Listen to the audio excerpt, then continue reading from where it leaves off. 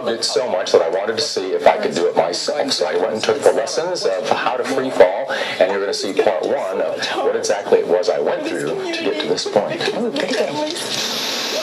It looks like a lot of fun, and it is, but it's not as easy as it looks. There's a lot of stuff to learn. Yeah, there is, and a lot of people have said that. They've called up and said, well, why do I have to have all that training? Why can't I just go out and jump? All I have to do is pull a ripcord. That's exactly what they said. And you're right, there is a lot of things that you need to know. If something were to go out of the ordinary, you have to know how to handle it, and it's not something you can just go up and do without any instruction. And instruction is what you'll get. After my first tandem jump in February, I decided that I wanted to learn to skydive on my own. So I signed up for the accelerated free fall class. The AFF program, accelerated free fall, you go to 12 or 13,000 feet on all your dives. Your first 3 levels, your first 3 jumps, you actually leave the aircraft with 2 instructors physically holding on to you. On the first and second level, they're going to be holding on to you until you have pulled the ripcord. Level 4, 5, 6, and 7 is where you'll start learning to do some things like turns, back flips, front flips, tracking, which is moving horizontally, and things such as that. First, we started with a lot of classroom learning. Rules and regulations. Gary showed us body positions with a dummy and how that will affect us in the air. How to correctly exit the plane and what it looks like from the air so we know where to land.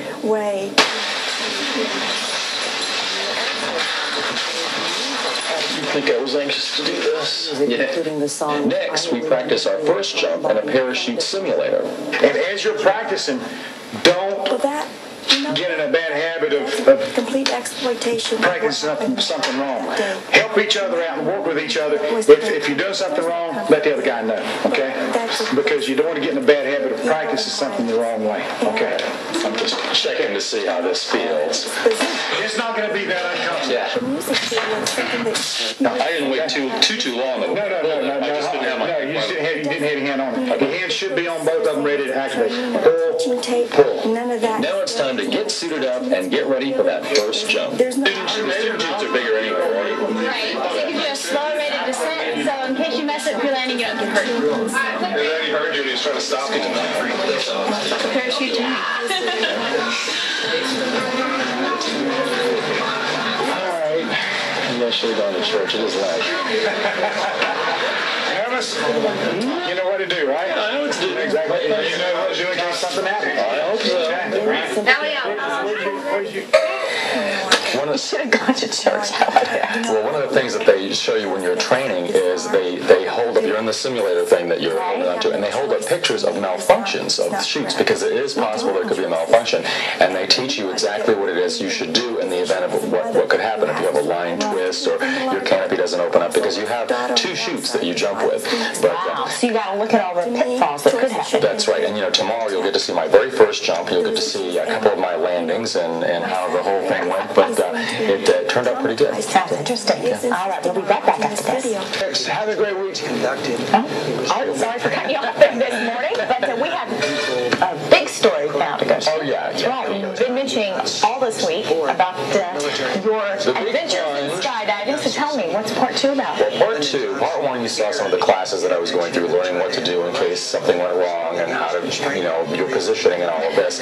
Part 2 is the actual jump, and you'll see what I did right and what I did wrong, and of course, it went pretty good. But there were some things that didn't go so good, but we'll show you. I'm just a lot of time trying to make the Following some pretty extensive training, it's off to the plane for my very first jump. Along with me are my 2 instructors for today, Donna Morgan and Elias, and several other divers with cameras in their helmets. It's their pictures you'll be seeing while I'm in the air. Needless to say, I'm a little more scared now than I was during my tandem jump back in February. Once I'm board and after climbing to 14,000 feet, it's out the door. The exit off the plane could have been a little bit better, but once my instructors got me stable, it was time to do my practice ripcord pulls and check my altitude several times before it was time to pull. That was great. What? Show your ripcord? Yeah, Elio goes and they go, did I? Elio goes, I think he threw his ripcord. Oh, man. I didn't even think about it. I did.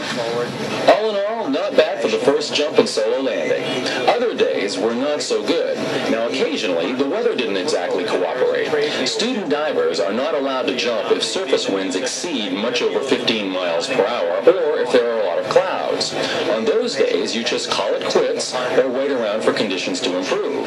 Bill, you're doing awesome, man. In fact, I'm a little bit jealous. You're a little bit ahead of me, but you're more of a natural at it, but I'll be there.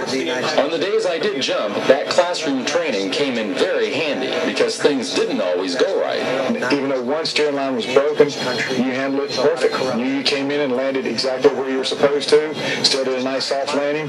And see, if somebody had gone through the training like that and didn't know what to do, they might would have panicked when they realized that steering line was broken, but you did the perfect thing. You handled it great. I couldn't have handled it any better. Other days, however, it seems like I did everything wrong, and this is exactly what you shouldn't do just before you pull your ripcord. I did manage, though, to have a pretty successful landing after that terrible jump. I didn't do everything right the first time, and if this landing looks a little rough to you, you're right. But after some practice, I passed all 7 levels, and I'm now off student status. But one thing you didn't say was that little nosedive thing that I did there.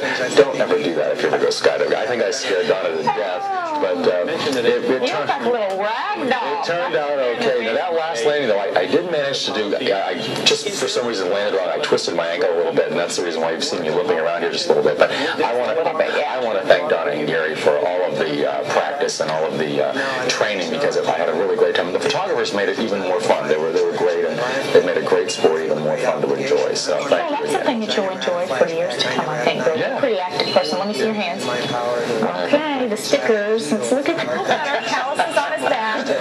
All right, well, straight ahead we'll have the story behind a vicious dog attack that sent a Corpus Christi man to the hospital.